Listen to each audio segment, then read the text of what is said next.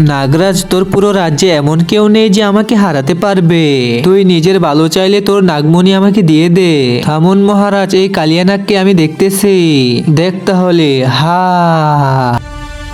জ্বালিয়ে দেব নাকি তোকে? আরে না, দিচ্ছি।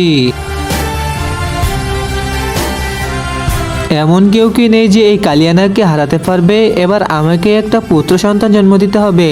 কিন্তু নাগরাজ, আপনার তো বিয়েই হয় না। হ্যাঁ, মনে আছে, যা রুদ্রকে ডেকে নিয়ে আয়। মহারাজ, এসে পড়েছি। রুদ্র, আমার একটা শক্তিশালী পুত্র লাগবে যেটা তুমি এনে দিবে। জি মহারাজ, আমি আপনাকে এমন একটি পুত্র দেব যেটা দেখে পুরো নাগলোক ভয়ে কাঁপতে থাকবে। ওকে দেখে সব নাগেরা পালাবে।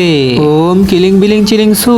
তারপরে কি হয়েছে সেটা দেখার আগে তোমরা যারা আল্লাহকে মন থেকে ভালোবাসো তারা ভিডিওতে একটা লাইক দিয়ে চ্যানেলটিকে সাবস্ক্রাইব করে দাও। আর যারা শয়তানকে ভালোবাসে তাদের কোনো কিছু করার দরকার নেই।